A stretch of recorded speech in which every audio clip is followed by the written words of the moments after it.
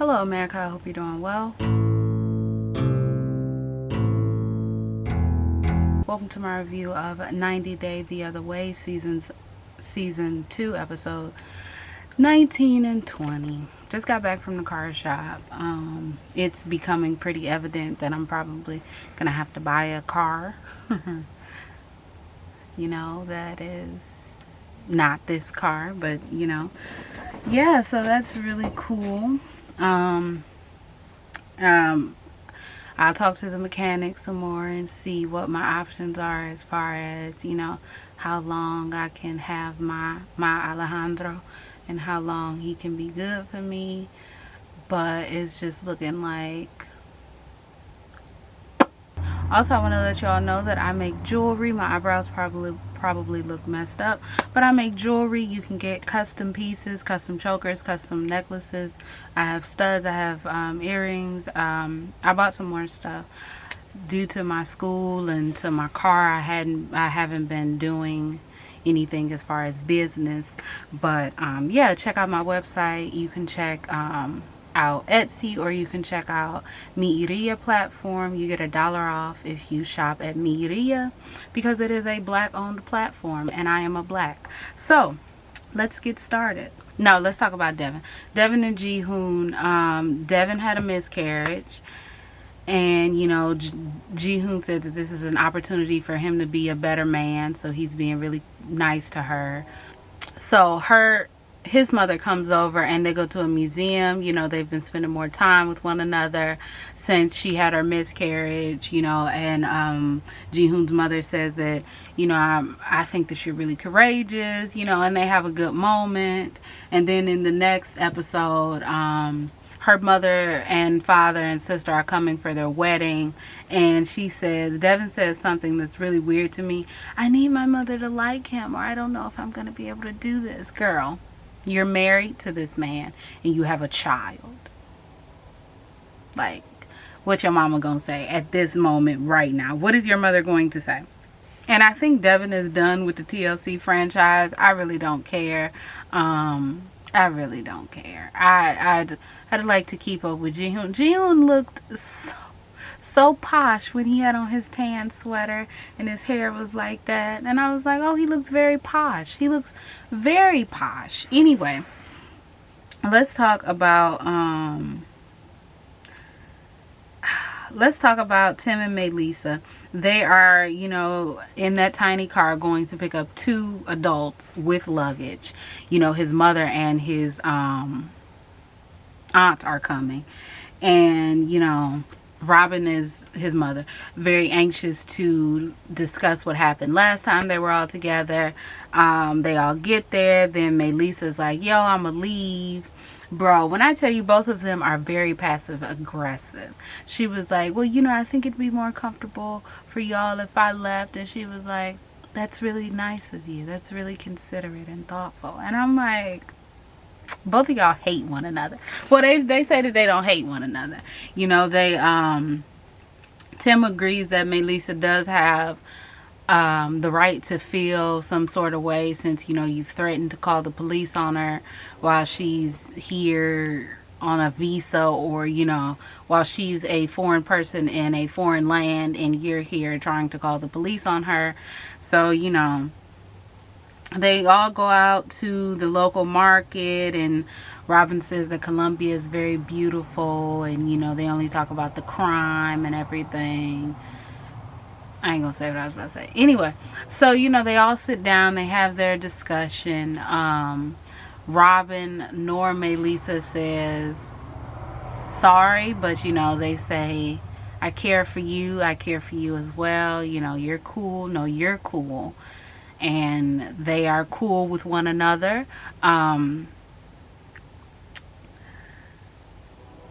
Then Robin and Tim go out, and he tells his mother that Melissa was seeing other people, and he don't know if he just don't know, like he running out of money. He needs to know, like, what's really gonna be good, because I'm running out of money. You don't want to get married, and if I need to get a visa, a work visa, then I need to either be married or I don't know if you're gonna be my sponsor. It's just a lot, you know. So then Tim and Melissa go to a couples counseling thing. They should have been going to couples counseling. They go to this couple counseling thing, and you know, he says that, yo, you know, I'm thinking about going back to the United States, and Melissa says that will be a breaking point for their relationship. And they talk, and you know, they don't work out anything. Who knows if they're gonna go back. I know what they should do. I'm not, you know, it's really audacious. You really got a lot of audacity telling someone what they should do, you know, in their relationship. But I don't, I maybe have a little bit of audacity today. So I'm going to say, you know, I just think maybe they should just break up. Sorry. Kenny and Armando, little scene of them driving, going to get the rejection letter. The rejection letter is worded horribly, talking about in order for us to save the human race, we can't have gay people getting married. The human race has already gone to shit, okay? That's number one. So please stop acting like two men getting married. Look at that. You see that? I'll be thinking it's a ghost in here. Two men getting married or two women getting married is really going to mess up the whole human race. Stop it. Stop. But literally, that was their whole scene. Yes, I know. You're like, girl, no, it definitely was. Let me see. Brittany, Yazin, look, I know a lot of people don't like Brittany, and I know Brittany does the most and everything. But when Yazin said that the reason why he was upset with Brittany is because he was calling Brittany and texting on his phone, and then he was looking down at his phone, and then he had ran into something. How is that Brittany's fault? Like, how, why are you, Brittany, you don't see what I'm doing for you? Like, bro, like, what? Anyway, she said she wasn't going to get on the flight. Then she was like, I am going to get on the flight. Those eyebrows, I don't know if they were, like, tattooed, you know, I don't know. I know they weren't, like, microbladed. Maybe they were, and they going to look better, you know, over time. But her eyebrows just look so bad. Like, I don't understand why she wanted to have her eyebrows look like that. Like, I don't get it. I just don't get it. I don't get it. Like, her eyebrows frame your face, okay? And her face just is not framed properly. And Brittany, like, is so infuriating to me, because it's like, girl, like, I see you in your confessional. What was wrong with your eyebrows? Your eyebrows look perfectly fine. What would you, why? I'm just a little upset. I'm absolutely a lot upset. So her friend Angela comes, and her friend Angela's eyebrows look great, and it's just like,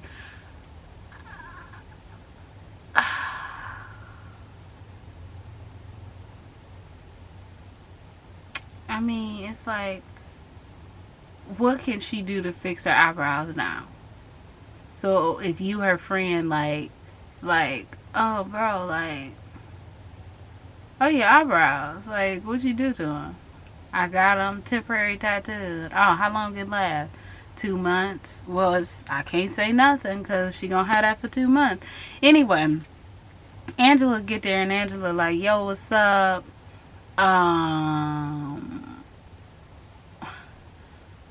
What's going on? She like, I'm done with Yazin. Me and Yazin ain't cool.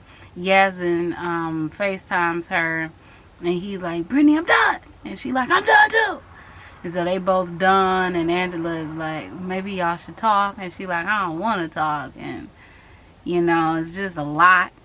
So it's just a lot going on. Angela is like, bro, I don't get it. Are you going to talk to him? She like, no, I'm not going to talk to him. Let's go out.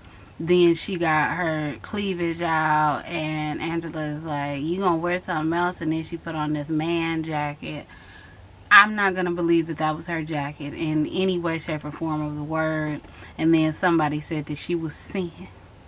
She turned around and she said, you was sin. Now let me say, Brittany gets on my nerves. But when she turned around and told that man that he was a sin, I feel like the only thing that went through his head was, she knew what the hell I said.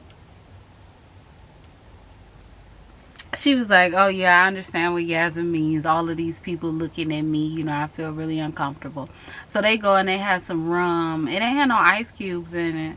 I don't know. She was drinking something brown and her friend was drinking some yellow stuff. And I'm like, what's really good?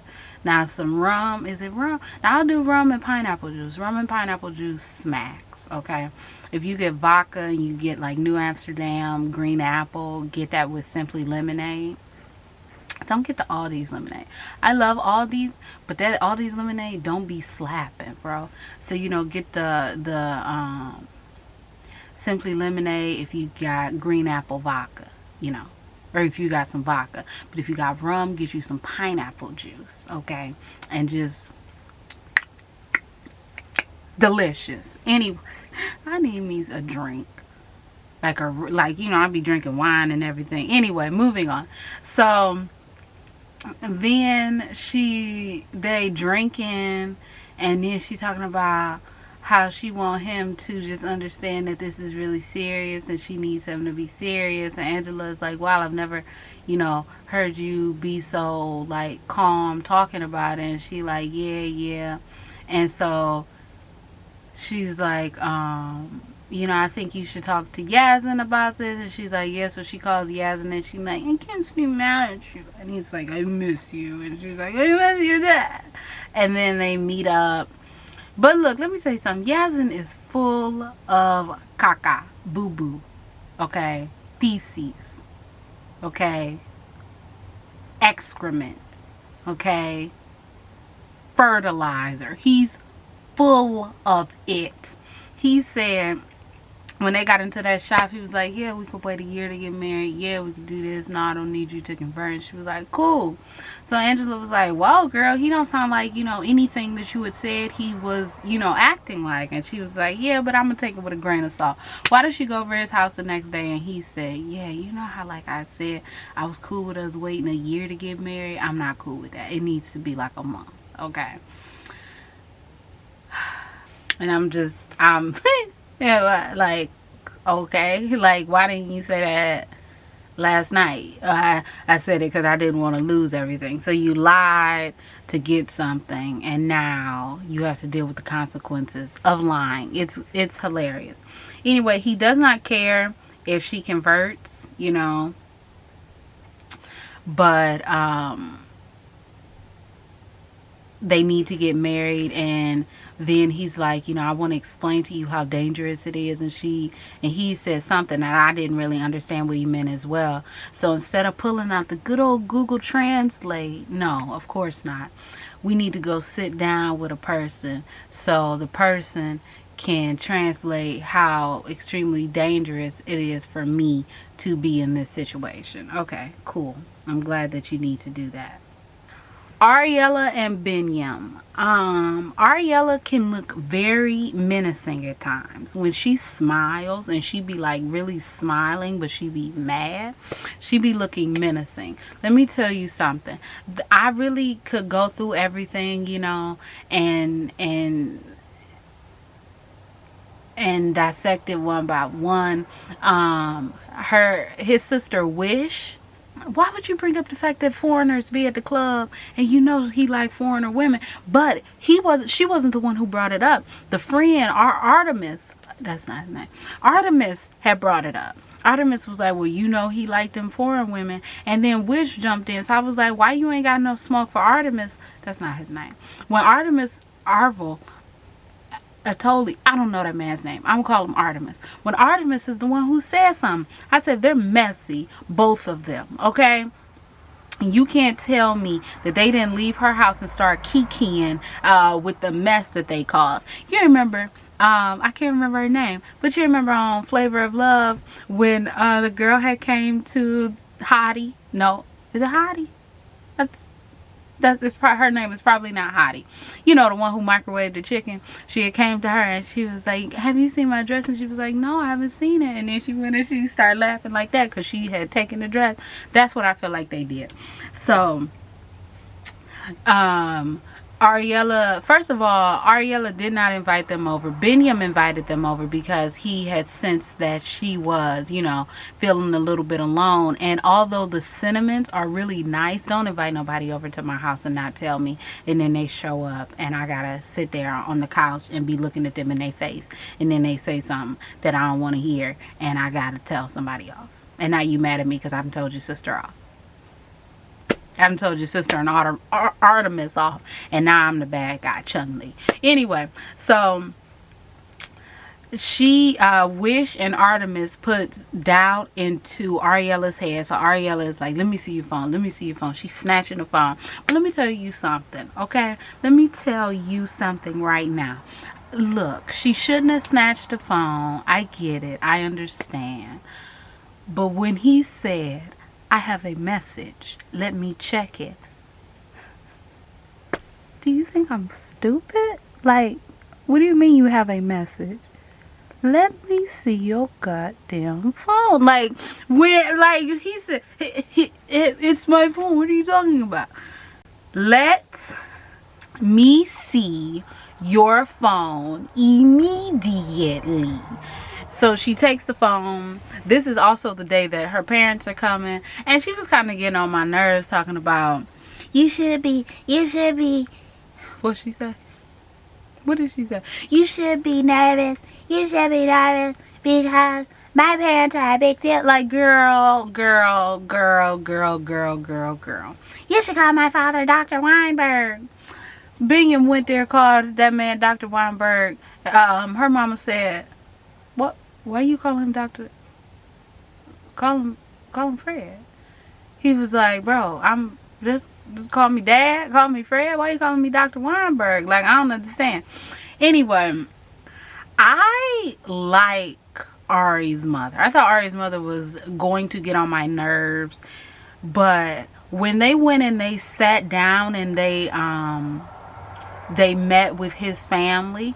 And I liked when, like, Wish had said something that her mother looked at her and was just like, I want to see how you handle this. I want to see, because you gotta be big body. I told you this, Ariella, 3 weeks ago when I did my last review. You have to be big body, okay? The baby will go to hell. Let me tell you something. You gonna go to hell. Don't talk to me like that, okay? We don't need to do all of this. I don't understand why Ariella was so upset that Binyam went to work. I know that she was upset that he didn't tell her that he had to work and then said, oh, by the way, I gotta work. But she was like, my parents are here, and it's like, but it's nighttime. Like, I'm sure that your parents are tired after doing a 24-hour flight, and also, it's nighttime. So if he leaves, then what? It's not going to be a big deal.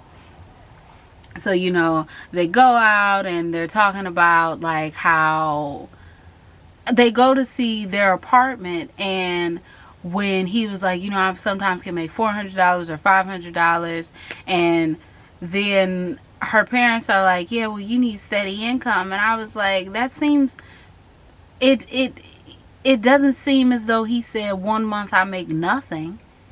I understand that he's an artist and gigs come and go, but it seems as though he's been doing this since the first time he got married. He's been able to, sustain himself.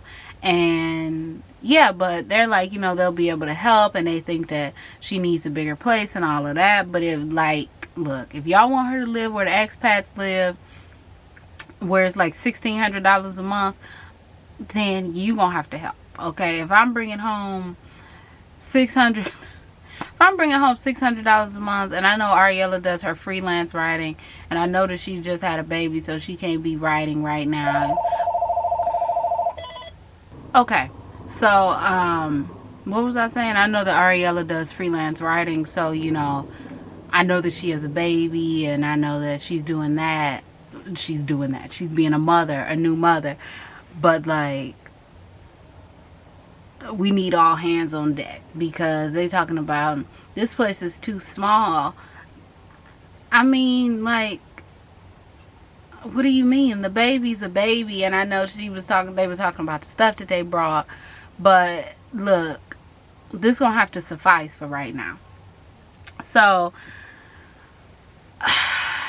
Ariella said that she wasn't gonna talk about something. She wasn't gonna talk about something that she talked about to her parents. And she said that she wasn't gonna tell Bingy, or she wasn't gonna tell her parents, but she definitely told her parents. So when they all went to, you know, sit down, and I can see, because that's what I'm saying, you got to get them girls in check. You have to get them in check. You act just like his ex now. Is this how y'all acted toward his ex? Because I can see why she left. Like, girl, you have to be, you just got to be a little snippy. Or just a tad bit snippy. Just a little quick. You know? I'm okay with her smiling and everything. But she got to smile and slap. Okay? And she's like, you gonna let your... And I don't know. Do they ask them to do that whole division thing where my family sits on this side of the table, your family sits on that side of the table? Like, it was so dumb to me. But anyway, she's like, you're gonna let your sisters talk to me like that? And they like, we didn't say anything disrespectful.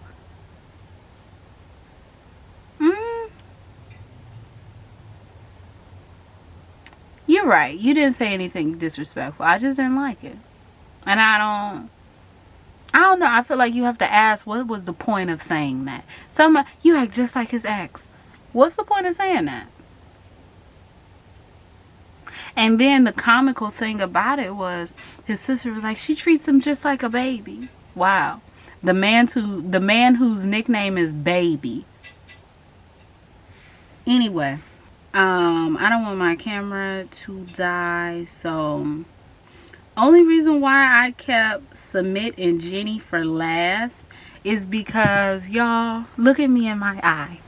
Look at me in my eye and tell me, does Submit want to marry Jenny? When I might put that as my my title, my picture. When that lawyer told them that they could get married under the Ara Samaj marriage, where it wasn't a religious marriage, nobody can legally object, y'all gonna get married and y'all gonna be married, and he said, bro, Submit don't want to marry her. Submit don't want to marry her. When she was like, let's do the ring ceremony, and he was like, I mean, yeah, you know, I mean, and she like, what? Like, bro, I'm not about to continue to go to New Delhi. I'm not about to continue to do this and do that when we're in the midst of Corona, and I'm not going to do it. So either, like, we kill birds with the stones that we got now, or what? What are we going to do? So he's like, yeah, that's what I mean. He does not want to marry that woman. And it's pathetic, even more pathetic, that she's not, like, okay, let's say she's in the midst of it and she don't understand that he don't want to marry her. But, bro, you got to get it. You have to get it. She crying to... Is it me, or did it seem like his sister-in-law was trying to hold back laughter? She was like, she wasn't smiling, but the way she put her hand over her mouth and she looked at her husband was just like, man, this old lady crying over this young man. I can't help that I moved. I can't help my age. I can't help it. You could have helped sleeping with that young man under his parents' nose. Come on. It's a bunch of caca. Okay, let me say that. Submit does not want to be married to this woman. Submit does not want to be married to this woman because they are in a honeymoon stage, you know. Do they have disagreements? Do they have arguments? Now that we can finally be together, it's just you and I, Submit, we can finally be together. Are they gonna be together? Who knows? I don't know, but I seen a preview for next episode, and she was like, I don't want to do this to this family. I should just leave.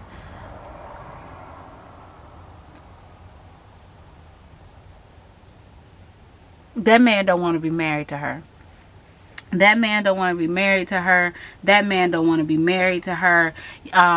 He wants to tell his parents, and obviously, of course, he wants to tell his parents. But the thing is, it's like, you want to tell your parents knowing that your parents could potentially stop us if there's a way to stop us. And it's like, why don't you just... That man does not want to marry her. The look on his face when the lawyer said that they could get married without any objections, without any religious, without anything, he was like, I wasn't really trying to get married. Anyway, this has been 30 minutes, so I'm going to get off of here. If y'all like this review, you can like, comment, and subscribe. You can follow me on Instagram, Twitter, or visit my website. My name is Brielle. I make beats, I sing songs. If you like what you see, come on along. Bye.